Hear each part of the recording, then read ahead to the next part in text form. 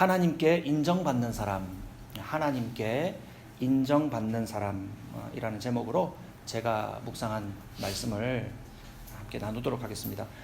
바울이 디모데를 불러내고 요청하는 삶은 편한 삶이 아니라 복음을 전하기 위해서 고생을 많이 하는 삶입니다. 바울이라는 인물은 여러분 앞선 지식이 있으시겠지만 그 인생이 아주 특이한 사람입니다. 큰 변화를 겪었는데 그는 본래 예수 믿는 사람들을 많이 핍박하던 사람들이죠. 잡아다가 고발하고 심지어 죽는 형벌에 내어주는 일에 주도적으로 앞장섰던 사람이었습니다. 그런데 그러한 사람이 예수 믿는 사람들을 잡으러 다메섹으로 가던 길에 예수님을 만나게 되죠. 예수님을 만나고 난 다음 그는 그 이후에 자신이 만난 그 구주이신 예수님을 완전히 믿게 되었을 뿐만이 아니라 180도로 바뀌어서 예수님의 복음을 위해서 이제는 본인이 고생을 많이 당하는 처지로 180도 그의 인생이 바뀐 경험이 있었습니다. 바울은 비록 예전과 같이 예전의 생활과 다르게 입장이 바뀌어서 고생을 많이 당하는 처지로 바뀌게 되었지만 그는 구주이신 예수님을 만나서 이제는 하나님의 능력으로 굳세게 살아가는 사람, 어리석은 포악함에서 온유하고 지혜로운 사람으로 변화되었다 이 말입니다. 고난은 가져왔지만 이제는 하나님의 능력으로 그 약함 속에서 굳세게 살아가는 사람. 그리고 예전에는 자신이 스스로 교만해서 포악하고 어리석음으로 살아갔다면 이제는 온유하고 지혜로운 사람으로 변화되었다 이 말입니다. 그는 이전에도 몹시 열심히 사는 사람의 축에 속했어요. 잘못된 신념이지만 자신이 가진 신념으로 열심히 살았어요. 그러나 하나님의 편에 서서는 그의 열심이 전혀 무익한 존재였고 예수님을 만나서 그의 삶의 토대가 바뀌고 난 다음 그 사람은 비로소 하나님께 인정받는 삶이 되었다. 그러한 사람으로 바뀌게 되었습니다. 이번 주에 우리가 묵상하셨던 14절부터 시작되는 이 단락에는요, 에베소 교회의 문제를 넌지시 들여다볼 수 있어요. 그 문제 속에서 바울이 디모데에게 권면하는 말 가운데 디모데가 꾸준히 열심히 해야 할 일과 섞이지 말고 피해야 할 일을 구분해서 말하고 있어요. 14절을 먼저 한번 보시면 디모데후서 2장 14절 말씀에 신도들에게 이것을 일깨우십시오. 우리 개정판은 성경에는요, 개혁판 성경에는 기억하게 하여 라는 표현이 익숙하실 겁니다.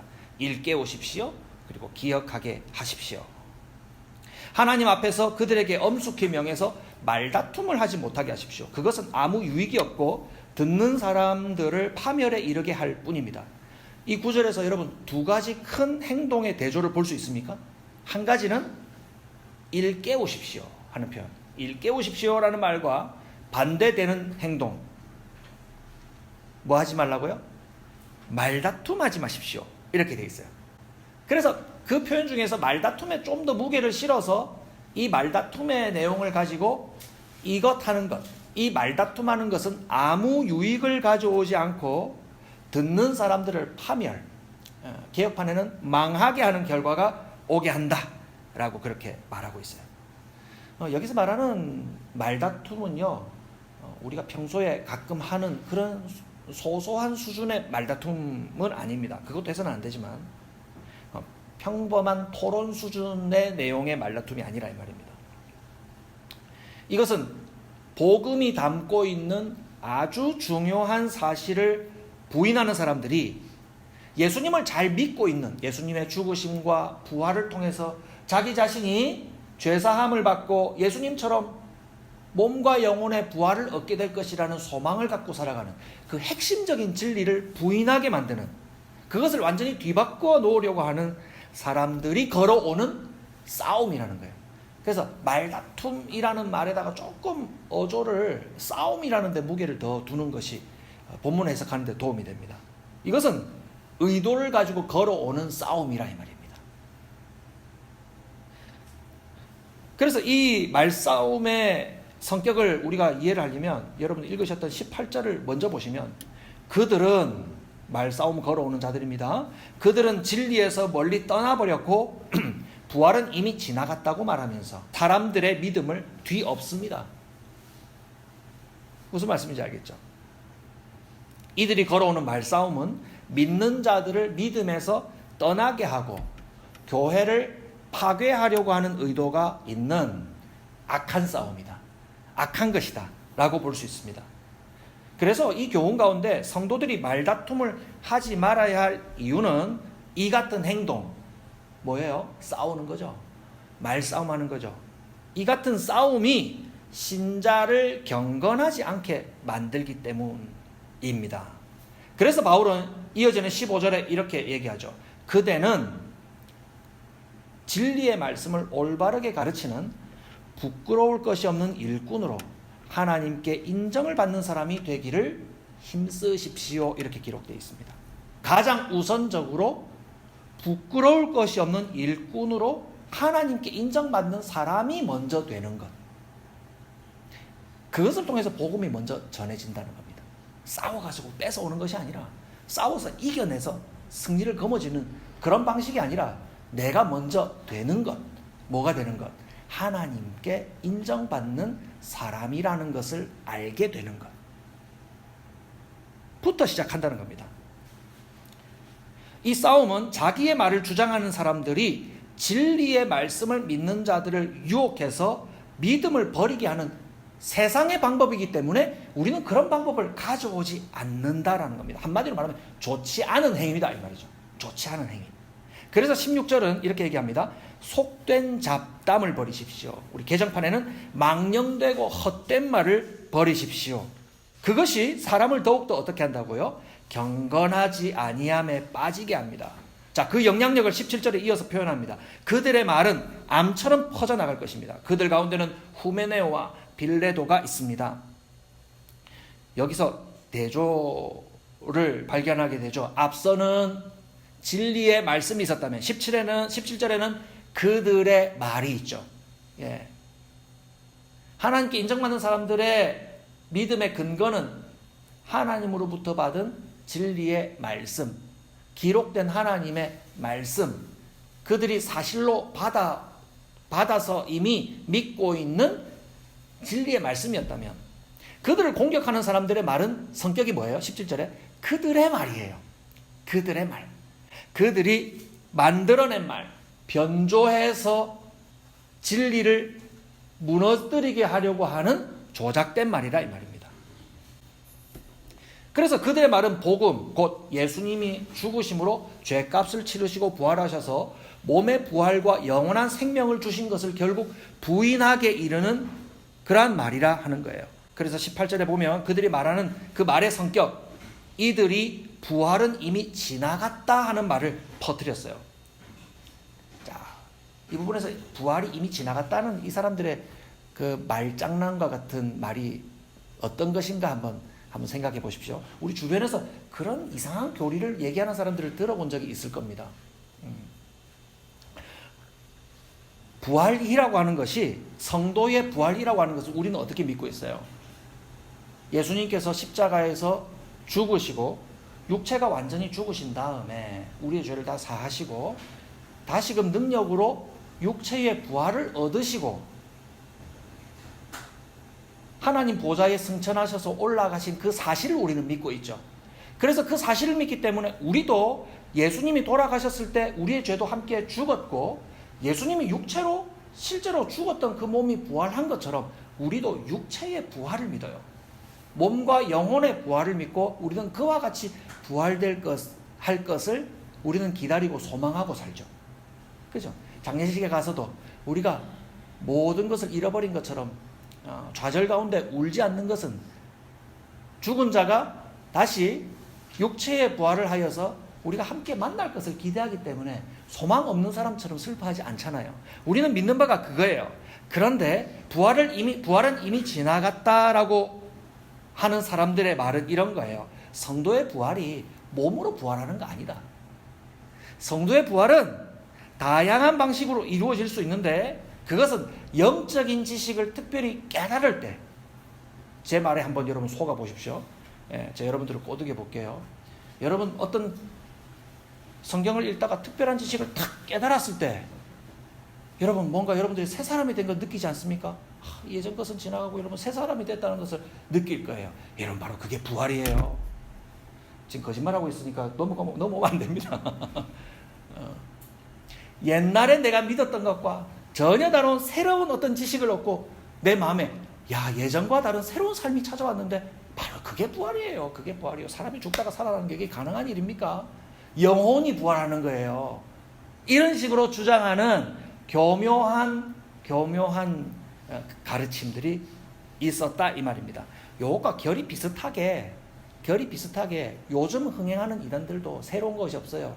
옛날에 있었던 그런 방식, 우리가 전하는 이 진리 지식 체계를 잘 깨달아야 여러분들은 정해진 그 숫자에 들어와서 죽지 않고 영원히 사는 신천지가 뭐라고 합니까? 육체로 영원히 사는, 늙지 않고 영원히 사는 영생을 얻게 된다고 하면서 열심히 포교하잖아요. 신천지 사람들 말입니다. 자, 지금 이걸 길게 논할 생각이 없습니다. 그런 이상한 궤변들을 늘어놓으면서 우리가 믿고 있는, 우리가 받은 그 분명하고 확실한 복음 외에 다른 것으로 변조시킨 것으로 사람들을 유혹하고 넘어지게 한다 이 말이죠. 자, 이런 방식의 내용을 전해서 사람들을 참된 믿음에서 벗어나게 하는 사람들이 이들의 수단이 뭐예요? 수단이 말장난인 거예요. 말장난. 말을 가지고 사람들을 교묘히 설득시켜서 혹은 완강하게 거부하는 사람들과 세게 싸워서 그들이 답변하지 못하고 좌절하게 하는 모습을 공공연히 보여서 우리의 진리가 참된 거 맞지? 하면서 사람들을 유혹해서 진리에서 벗어나게 하는 것이 그들의 뜻이라는 거예요. 자, 지금 다루고자 하는 문제는 이런 싸움에 참된 진리를 갖고 있는 사람들이 가담하게 되면 어떤 결과가 이어지게 되냐면, 진리를 갖고 싸우는 사람들이 우리가 맞다, 우리가 참되다 라고 아무리 주장한다 하더라도 둘 다 똑같은 결과로 곁에서는 보인다는 거예요. 둘 다 똑같이 상대방을 비난하고 싸우고 있네? 한마디로 싸움하는 사람들이 되어버려요. 진흙탕 싸움처럼 말이죠. 그래서 바울은 디모데에게 성도들이 복음을 전하는 바를 깨닫고 살아가는 사람들, 하나님께 인정받는 사람이 먼저 되기를 권면하지, 그리고 그러한 사람들이 복음을 따라 잘 살아갈 수 있도록, 싸움에서 떠나 복음을 따라 살아가는 사람들이 될 수 있도록 가르치십시오 라는 데 집중하지, 그들과 한판 붙어서 싸우도록 그들을 내버려 두십시오 라고 얘기하고 있지 않다는 거예요. 하나님의 능력으로 굳세게 살아가게 된 사람들, 바울과 같이 변화를 겪은 사람들은요, 좋지 않은 방법을 고려하지 않습니다. 이 부분에 대해서 나중에 나눌 가치가 있어요. 나는 참된 삶을 살아가기 위해서 잘못된 방법을 때때로 채용하지 않습니까? 쓰지 않습니까? 말 잘 듣게 하기 위해서 좀 강압적인 방법을 쓸 때가 있지 않습니까? 친구들 조용히 시키려고, 공부 좀 하자라고 얘기하려고 반에서 조용히 해라, 떠들면 내가 한 대 너희들 쥐어박을 거야. 그러면은 힘이 없는 아이들이 갑자기 조용히 합니다. 그런 일이 있었어요, 제가 학교 다닐 때는. 요즘은 말이 되는지 모르겠지만, 예. 문을 쾅 닫으면서 조용히 하란 말이야, 공부 좀 하자고. 그럼 갑자기 공부가 조용했어요. 그러면 친구들이 어떻게 판단합니까? 저런 애가 우리 반에 하나 있어야 돼. 그런 얘기 하지 않습니까? 우리 중에 좀 못되게 하는 악역도 하나 있어야 돼. 이런 비슷한 형식으로 우리는 좋지 않은 방법을 좋은 일을 위해서, 더 큰 좋은 일을 위해서 허용해 두는 경우가 곧잘 있어요. 그러나 어려움에 내몰려도 나쁜 방법은 쓸 수 없다는 것이 본문의 메시지예요. 잘못된 행위가, 왜 그렇습니까? 잘못된 행위가 그 자신을 경건하지 않은 일에 먼저 가담하게 만드는데, 여러분 어떻게 하나님에게서 멀어지는 잘못된 행위에 가담하여서 하나님의 일을 이룰 수가 있겠습니까? 그것은 하나님께 멀리함으로 하나님을 더 가까이 하겠다라는 말이 안 되는 표현과 같은 것이죠. 모순된 말이죠. 싸움으로 교회가 이루어질 수 없는 것과 마찬가지로 부도덕한 일로 교회를 세울 수는 없어요. 저는 보지는 못했는데 시간이 없어가지고 다른 재밌는 거 본다고 못 봤는데 요즘 그 넷플릭스에 나는 신이다라고 하는 그 다큐가 유행한다면서요? 막 1위라고 하더라고요. 그 다큐 영화가. 막 호기심과 다양한 면의 사람들을 궁금하게 하기 때문에 그런 것 같습니다. 근데 저는 그 내용을 대충 알기 때문에 비위가 상해서 못 보겠어요. 4.12 이단의 교주가 어떻게 사람들을 그루밍 해가지고 자기의 욕망대로 그 사람들을 부리고 파멸에 이르게 하는지 그런 걸 기록하는데 거기에 나와 있는 뭐 이미 다 방영되고 하는 거니까 얘기해도 괜찮겠죠. 이재록 이단 들어보셨습니까? 그 사람이 그 언론에 카지노에 가서 도박했다는 것이 보도된 적이 있었답니다. 그런 적이 있었나요? 예.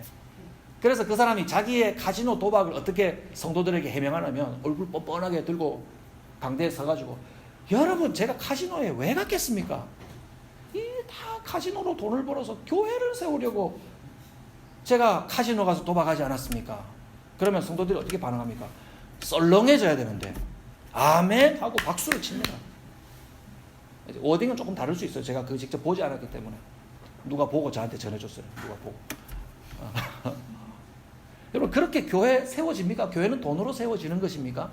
아니잖아요. 세속적인 힘이나 어떤 교묘한 유혹의 방식으로 전도를 해서 영혼 구원을 할 수 있다 여겨서도 안 됩니다.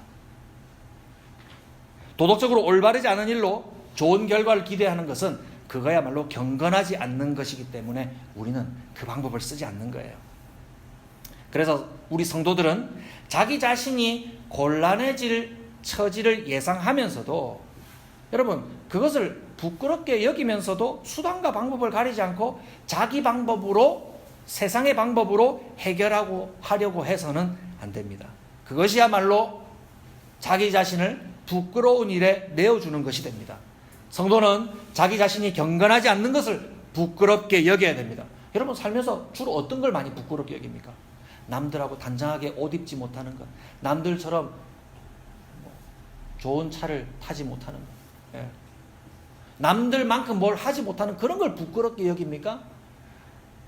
다른 집 아이들처럼 명문대학에 우리 아이를 진학시키지 못해서 아유 내가 우리 아이 얘기하는 게 난 부끄럽다 그런 거 부끄럽게 여깁니까? 여러분들이 부끄럽게 하는 게 뭡니까? 남들만큼 벌지 못한 것, 남들만큼 출세하지 못한 것, 뭐 다양하게 얘기할 수 있겠죠. 여러분 그런 게 우리 성도를 부끄럽게 하는 것이 아니라 하나님 앞에 경건하지 못한 것이 우리를 부끄럽게 한다는 것을 알아야 합니다. 그것이 하나님에게서 멀어지는 것이거든요.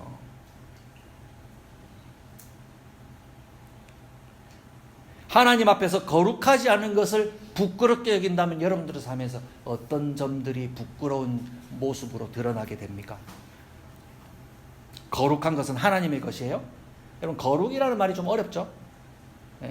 거룩의 정의로 여러분들은 어떤 얘기를 할 수 있습니까? 거룩. 어떤 사람들은 구별하는 것을 거룩이라고 말하기도 해요. 근데 그것은 아주 적합한 표현은 아니에요. 왜냐하면 제 뜻대로 구별해놓고 이걸 하나님을 위해서 한 거라고 포장할 수 있기 때문이에요. 좋은 옷을 사놓고 하나님 제가 이거 하나님 보시기 좋아라고 저기 고급 옷을 샀습니다. 저를 뭐라고 하지 마십시오라고 하면서 이걸 거룩으로 자기 마음대로 만들 수 있는 거룩이 아니에요. 왜냐하면 하나님의 뜻이 배제가 됐잖아요. 내가 너한테 네 좋은 옷 입는 건 나 별로 관심이 없는데 하나님을 사용했을 뿐이죠. 그래서 이 거룩이라는 것은 정의하기가 상당히 어려운 단어인데 이것은 제가 해석하는 것은요. 제가 생각하는 것은 성경을 읽으면서 생각해 본 것은 이것은 거룩은 하나님적인 거예요. 하나님에게서 나온 것만 거룩이라 말할 수 있어요. 완벽한 정의는 아니지만 하나님에게서 배제된 것은 거룩이라 말할 수가 없어요. 거룩은 하나님으로서 사는 것이 거룩이에요. 그래서 하나님의 인정이 없으면 그것은 경건이 아니고 부끄러운 것이 된다는 것을 알아야 합니다. 저 혼자 경건한 게 경건이지 착각하면 안 됩니다. 하나님의 뜻 안에 있는지를 겸손하게 물어야 된다는 거예요. 경건하지 않으면 우리의 전하는 복음이 헛것이 됩니다. 타종교나 사회에서 우리가 함께 몸담고 있었던 공동체가 세상의 비난을 받게 되는 이유는요, 여러분 무엇 때문일까요? 우리가 화려하지 않아서? 우리가 번창하지 않아서? 우리가 전하는 교리 체계가 탄탄하지 않아서? 그렇지 않습니다. 생각보다 이단들의 교리 체계는 굉장히 허약해요. 얘기 조금 나눠보면 궁지에 몰 수도 있어요. 그러나 그런 거 하지 않죠. 이단과 함께 세상 사람들이 기존에 이루어져 있는 교회를 비난하는 내용은 우리의 교리나 우리가 이룬 어떤 내용을 가지고 얘기하는 것이 아니라 교회의 불경건함이에요. 이거 참 모순적인 얘기 아닙니까? 우린 경건을 추구하는 사람들인데 세상 사람들이 우리를 비난하는 이유는 그들이 보기에도 우리가 도덕적이지 않다는 거예요. 저 사람들은 왜 저렇게 자기 교회 이름으로 저렇게 큰 건물을 짓고 저렇게 재산을 많이 축적하지? 의아하게 여기는 거죠. 뭐 그게 부러워서 교회 가는 사람들도 있겠죠. 성경의 내용 때문에 그들이 복음을 받아들이지 않는 것이 아니라 우리가 그동안 보여주었던 경건하지 않는 삶이 복음을 증가하는 데 가림막이 되었다는 것을 기억해야 됩니다. 그렇다고 해서 오늘부터 좀 착하게 살아야지, 그래서 나는 복음의 장애물이 되지 말아야지 결심하는 것으로 되지 않아요. 그것은 잠시 그런 척하는 것으로 머물다가 다시금 본래처럼 돌아가게 될 위험이 있죠. 토대가 바뀌어야 됩니다. 토대가 바뀌어야 됩니다. 먼저 제가 바울 얘기했죠. 바울이 예전에 자기의 열심으로 그토록 그것이 거룩이라고 열심을 품고 쫓아다니던 일에서 180도 바뀌어가지고 예수님의 참된 복음을 전하는 그 일을 위해서 고난받는 사람으로 180도 바뀌게 된 것은 나 이제 좀 착하게 살아야겠다. 예전에 험악하게 사람들을 많이 휘둘렀는데 이제 그러지 않아야겠다라고 하는 자기 결심에 의한 것입니까? 그게 아니잖아요. 누굴 만났기 때문에. 예수님을 만나고 그가 서 있는 토대가 바뀌어버리고 난 다음에 그 사람이 추구하던 헛된 삶을 모두 더러운 것으로 내버리고 예수님만 쫓아 고난받는 삶을 복된 것으로 여기는 사람으로 바뀌게 되었다는 거죠. 우리의 변화는 우리의 결심, 그리고 우리가 결심하고 이루어가는 착한 일에 있지 않고요, 우리의 토대가 바뀌는 것에 있습니다. 그 토대는 누구십니까? 예수 그리스도이세요. 예수 그리스도. 그래서 디모데후서 2장 19절 말씀에 그러나 하나님의 기초, 개정판에는, 개혁판 성경에는 견고한 터는 이미 튼튼히 서 있고 거기에는 주님께서는 자기에게 속한 사람을 아신다는 말씀과 주님의 이름을 부르는 사람은 다 불의에서 떠나라는 말씀이 새겨져 있습니다. 성경에서 언급되는 대부분의 견고한 터, 기초, 반석은요, 우리 예수님을 대부분 가리킵니다. 복음을 이루셔서 우리를 예수님의 구원의 기초 위에 세워주신 분은 하나님이십니다. 우리를 그 예수님의 반석 위에 우리를 세워주셨다는 거예요. 그래서 우리는 어떤 능력으로 하나님의 인정을 받기 위해서 애써야 하냐면, 내가 하나님 앞에 착한 일 많이 보여서, 하나님 이번 주에 착한 일 많이 했죠, 이것으로 하나님께 인정받는 것이 아니라, 하나님 제 삶에서는 하나님께 내놓을 것이 너무나 없고 따져보면 부끄러운 것뿐이지만 저 예수님의 은혜 위에 서 있습니다. 예수님이 저를 구원하시고 저를 죄에서 구원하시고 또 몸과 영혼의 부활을 경험하게 해주실 그 분명한 복음 위에 제가 서 있습니다. 저를 인도해 주십시오라고 자기 자신을 예수님의 토대 위에 두고 하나님께 맡기는 사람, 그 사람이 하나님의 인정을 받는 사람이다라는 겁니다. 우리는 예수님의 능력으로 하나님의 인정받는 사람임을 기억하십시오.